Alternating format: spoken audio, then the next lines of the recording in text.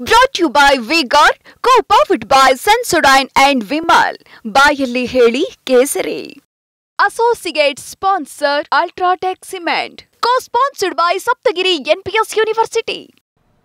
ಅತ್ಯಾಚಾರ ಪ್ರಕರಣಗಳ ಸುಳಿಗೆ ಸಿಲುಕಿರುವ ಪ್ರಜ್ವಲ್ ರೇವಣ್ಣಗೆ ಸದ್ಯಕ್ಕೆ ಮುಕ್ತಿ ಇಲ್ಲ. ಇವತ್ತು ಸಿವಿಲ್ ಕೋರ್ಟ್ ನ್ಯಾಯಾಧೀಶರು ಆರೋಪಿ ಪ್ರಜ್ವಲ್ನನ್ನ ಜೂನ್ 6ರವರೆಗೆ ಎಸ್ಐಟಿ ಕಸ್ಟಡಿಗೆ ನೀಡಿ ಆದೇಶಿಸಿದ್ದಾರೆ. ಈಗ ಎಸ್ಐಟಿ ಕಸ್ಟಡಿಯಲ್ಲಿ ಸಿಲುಕಿಕೊಂಡಿರುವ ಪ್ರಜ್ವಲ್ ವಿಲವಿಲ ಅಂತಿದ್ದಾರೆ. ಇದಕ್ಕೂ ಮುನ್ನ ಕೋರ್ಟ್ನಲ್ಲಿ ಎಸ್ಪಿಪಿ ಮತ್ತು ಪ್ರಜ್ವಲ್ ಪರ ವಕೀಲರ ಮಧ್ಯೆ ನಡೆದ ವಾದ ಪ್ರತಿವಾದ ಹೇಗಿತ್ತು ಬನ್ನಿ ನೋಡೋಣ.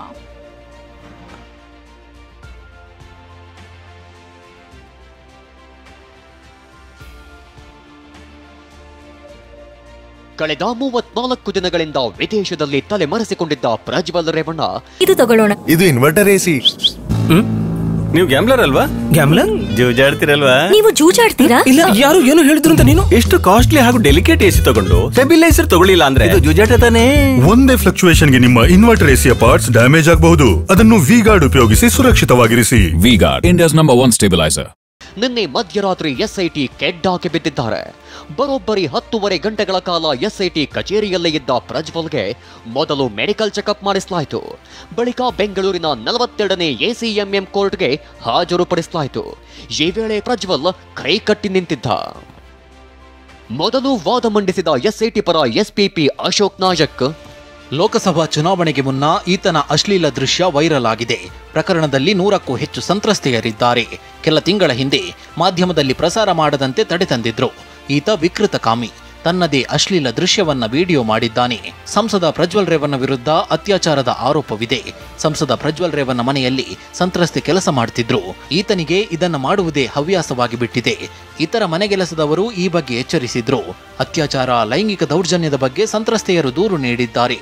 ವಾಟ್ಸಪ್ ಕಾಲ್ ಮಾಡಿ ಬಟ್ಟೆ ಬಿಚ್ಚುವಂತೆ ಕೇಳಿದ್ದಾನೆ. ನೀವು ಸ್ಟೋರಿ ಹೇಳಬೇಡಿ, ಕಸ್ಟಡಿ ಬಂಧನದ ಕಾರಣ ತಿಳಿಸಿ. ಈತ ವಿಡಿಯೋ ವೈರಲ್ ಆದ ಮೇಲೆ ದೇಶ ಬಿಟ್ಟು ಹೋಗಿದ್ದ. ಈತನನ್ನ ಬಂಧಿಸಿ ತನಿಖೆಗೊಳಪಡಿಸಿದ್ರೆ ಸತ್ಯ ತಿಳಿಯಲಿದೆ. ಹಲವರು ಸಂತ್ರಸ್ತೆಯರಿದ್ದು ಮುಂದೆ ಬರಬೇಕಿದೆ.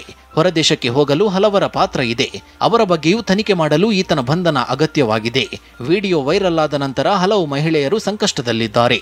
ಮಹಿಳೆಯರ ಪತಿಯರು ಅವರನ್ನ ಸಂಶಯದ ದೃಷ್ಟಿಯಿಂದ ನೋಡುತ್ತಿದ್ದಾರೆ. ಈತ ತನ್ನದೇ ಲೈಂಗಿಕ ದೃಶ್ಯವನ್ನ ಚಿತ್ರೀಕರಿಸಿದ್ದಾನೆ. ಹೀಗಾಗಿ ಈತನ ತನಿಖೆ ಮಾಡಬೇಕಿದೆ. ಈತನ ಮೊಬೈಲ್ ವಶಕ್ಕೆ ಪಡೆದು ಅದರಲ್ಲಿನ ವಿಡಿಯೋ ಪಡೆಯಬೇಕಿದೆ. ಡ್ರೈವರ್ನಿಂದ ಮೊಬೈಲ್ ಮಾತ್ರ ರಿಕವರಿ ಮಾಡಲಾಗಿದೆ. ಇವನ ಮೊಬೈಲ್ ಲಾಕ್ ಸಿಸ್ಟಮ್ ಇದೆ. ಇವನು ಹಾಗೂ ಮತ್ತೊಬ್ಬನ ಫೇಸ್ ಲಾಕ್ ಇದೆ. ಇವೆಲ್ಲವನ್ನು ತನಿಖೆ ನಡೆಸಬೇಕಿದೆ. ವಿಡಿಯೋ ಮಾಡದ ದೌರ್ಜನ್ಯ ಪ್ರಕರಣಗಳು ಇವೆ. ಅವುಗಳ ಬಗ್ಗೆಯೂ ತನಿಖೆ ಮಾಡಬೇಕಿದೆ. ದೇಶದ ರಾಜತಾಂತ್ರಿಕ ಪಾಸ್ಪೋರ್ಟ್ ಪಡೆದು ದೇಶ ತೊರೆದಿದ್ದಾರೆ. ದೇಶ ತೊರೆಯುವಾಗ ಎಫ್ಐಆರ್ ಆಗಿತ್ತಾ? ಇಲ್ಲ, ಹೋದ ಮೇಲೆ ಎಸ್ಐಟಿ ರಚನೆಯಾಯಿತು. ತಪ್ಪಿಸಿಕೊಂಡು ಹೋಗಲೆಂದೇ ದೇಶ ಬಿಟ್ಟು ಹೋಗಿದ್ದನು. ವಕೀಲರು ಪ್ರವಾಸದಲ್ಲಿದ್ದಾರೆ ಎಂದು ಹೇಳಿದ್ದಾರೆ ಹೊರತು ದೇಶ ತೊರೆದ ಬಗ್ಗೆ ಹೇಳಿರಲಿಲ್ಲ. ವಿಮಾನದ ಟಿಕೆಟ್ ಬುಕ್ ಮಾಡಿ ಕ್ಯಾನ್ಸಲ್ ಮಾಡಿದ್ದಾನೆ. ವಿದೇಶದಲ್ಲೇ ಬಂಧನ ತಪ್ಪಿಸಲು ಈಗ ದೇಶಕ್ಕೆ ಮರಳಿದ್ದಾನೆ. ಬಂಧಿಸಿ ಸಮಂಜಸವಾದ ತನಿಖೆ ನಡೆಸಲು ಅವಕಾಶವಿದೆ. ಬಟ್ಟೆ ಬಿಚ್ಚುವುದಿಲ್ಲ ಎಂದಾಗ ಬಲ ಪ್ರಯೋಗಿಸಲು ಅವಕಾಶವಿದೆ. ಅಂತಾರಾಷ್ಟ್ರೀಯ ಮಟ್ಟದ ಸುದ್ದಿಯಾಗಿದೆ. ಅದೆಲ್ಲ ವಿಚಾರ ಬೇಡ, ನಿಮ್ಮ ಮನವಿ ಏನು? ಆರೋಪಿಯನ್ನು ಎಸ್ಐಟಿ ಕಸ್ಟಡಿಗೆ ನೀಡಿ. ಮೊದಲು ಕಸ್ಟಡಿ ಅವಶ್ಯವಿದೆಯಾ ಎಂದು ತಿಳಿಯಬೇಕು. ಈ ಬಗ್ಗೆ ಮನವರಿಕೆ ಆದ ಬಳಿಕ ಆದೇಶ ನೀಡುತ್ತೇವೆ. ಈ ಕೇಸಿನಲ್ಲಿ ಜೀವಾವಧಿ ಶಿಕ್ಷೆಗೆ ಅವಕಾಶವಿದೆ. ಅಶ್ಲೀಲ ಫೋಟೋ, ವಿಡಿಯೋ ತೆಗೆದುಕೊಳ್ಳಲಾಗಿದೆ. ಸಂತ್ರಸ್ತೆ ಕೂಲಿ ಕೆಲಸದವರು. ಇವರು ಶ್ರೀಮಂತರು. 1 ದಿನವಾಗಿದೆ. ಇನ್ನು 14 ದಿನ ಕಸ್ಟಡಿಗೆ ನೀಡಿ. ಅತ್ಯಾಚಾರ ಕೇಸ್ನಲ್ಲಿ ನೋಟಿಸ್ ನೀಡಿದ್ಯಾಕೆ? ಮೊದಲಿಗೆ ಅತ್ಯಾಚಾರ ಕೇಸ್ ದಾಖಲಾಗಿರಲಿಲ್ಲ. ಲೈಂಗಿಕ ದೌರ್ಜನ್ಯ ಕೇಸ್ ಬಗ್ಗೆ ನೋಟಿಸ್ ನೀಡಲಾಗಿತ್ತು. ಕೊನೆಯ ಉಸಿರಿರುವವರೆಗೆ ಜೈಲು ಶಿಕ್ಷೆಗೆ ಅವಕಾಶವಿದೆ. ಸಂತ್ರಸ್ತೆ ಅತ್ಯಾಚಾರ ಮಾಡಿದ್ದಾರೆಂದು ಮೊದಲು ದೂರು ನೀಡಿಲ್ಲ. ಪ್ರಕರಣದ ಸಂತ್ರಸ್ತೆಯ ಯಾವುದೇ ದೃಶ್ಯ ರೆಕಾರ್ಡ್ ಆಗಿಲ್ಲ. 4 ವರ್ಷದ ಹಳೆಯ ಪ್ರಕರಣವೆಂದು ದೂರಿನಲ್ಲಿದೆ. ಏಪ್ರಿಲ್ 28ರಿಂದ ಮೇ 2ರವರೆಗೆ ಯಾವುದೇ ಅತ್ಯಾಚಾರ ಉಲ್ಲೇಖವಿಲ್ಲ. ಸಿಆರ್ಪಿಸಿ 161 ಹೇಳಿಕೆ ನಂತರ ಅತ್ಯಾಚಾರ ಆರೋಪ ದಾಖಲಾಗಿದೆ. ಪದಗಳನ್ನು ಬಳಸಿ ತಮಗೆ ಬೇಕಾದಂತೆ ವಾದ ಮಂಡಿಸುತ್ತಿದ್ದಾರೆ. ಅಭಿಯೋಜಕರು ಈ ಕೇಸ್ನಲ್ಲಿ ನ್ಯಾಯಯುತವಾಗಿ ವರ್ತಿಸಿಲ್ಲ. ಜಾಮೀನು ನೀಡಬಹುದಾಗಿದ್ದ ಕೇಸನ್ನ ಜಾಮೀನು ರಹಿತ ಮಾಡಿದ್ದಾರೆ. ಲೈಂಗಿಕ ದೌರ್ಜನ್ಯ ಕೇಸನ್ನ ಅತ್ಯಾಚಾರದ ಕೇಸಾಗಿ ಪರಿವರ್ತಿಸಿದ್ದಾರೆ. ಮಹಿಳಾ ತನಿಖಾಧಿಕಾರಿ ಹೇಳಿಕೆ ದಾಖಲಿಸಬೇಕು, ವಿಡಿಯೋ ರೆಕಾರ್ಡ್ ಮಾಡಬೇಕೆಂಬ ನಿಯಮವಿದೆ. ಆದರೆ ರೆಡಿಮೇಡ್ ದೂರನ್ನ ಸ್ವೀಕರಿಸಲಾಗಿದೆ. ದೂರುದಾರರ ಹೇಳಿಕೆಯ ಯಾವುದೇ ವಿಡಿಯೋ ಮಾಡಿಲ್ಲ. ವಿಡಿಯೋದಲ್ಲಿರುವ ಮುಖ ಆಧರಿಸಿ ತನಿಖೆ ಮಾಡುತ್ತಿದ್ದಾರೆ. ಅದಕ್ಕೆ ಇಷ್ಟು ದಿನ ಕಸ್ಟಡಿ ಅವಶ್ಯಕತೆ ಇಲ್ಲ. ಬೇರೆ ಪ್ರಕರಣಗಳನ್ನು ಉಲ್ಲೇಖಿಸಿ ಈ ಕೇಸ್ನಲ್ಲಿ ಕಸ್ಟಡಿ ಪಡೆಯುವಂತಿಲ್ಲ. ಪ್ರಜ್ವಲ್ ತನಿಖೆಗೆ ಸಹಕರಿಸಿಲ್ಲ ಎಂದು ವಾರೆಂಟ್ ಜಾರಿಗೊಳಿಸಲಾಗಿದೆ. 15 ದಿನ ಪೊಲೀಸ್ ಕಸ್ಟಡಿ ಏಕೆ ಬೇಕು ತಿಳಿಯುತ್ತಿಲ್ಲ. ತನಿಖೆಗೆ ಸಹಕರಿಸಲು ಪ್ರಜ್ವಲ್ ಸಿದ್ಧರಿದ್ದಾರೆ. ಈ ಕೇಸ್ನಲ್ಲಿ ಹೇಗೆ ದೂರು ದಾಖಲಾಯಿತು?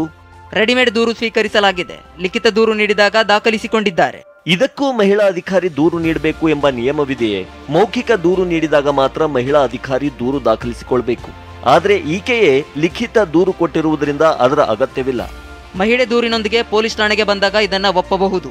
ಆದರೆ ಈ ಕೇಸಿನಲ್ಲಿ ಸೀಕ್ರೆಟ್ ಸ್ಥಳದಿಂದ ದೂರು ಕೊಡುತ್ತಿದ್ದಾಳೆಂದು ಹೊಳೆ ನರಸೀಪುರ ಪೊಲೀಸರಿಗೆ ಮಾಹಿತಿ ಬರುತ್ತದೆ. ಆ ನಂತರ ಇವರೇ ಹೋಗಿ ದೂರು ಪಡೆದಿದ್ದಾರೆ. ರೆಡಿ ದೂರಿನಲ್ಲೂ ಅತ್ಯಾಚಾರದ ಆರೋಪವಿಲ್ಲ.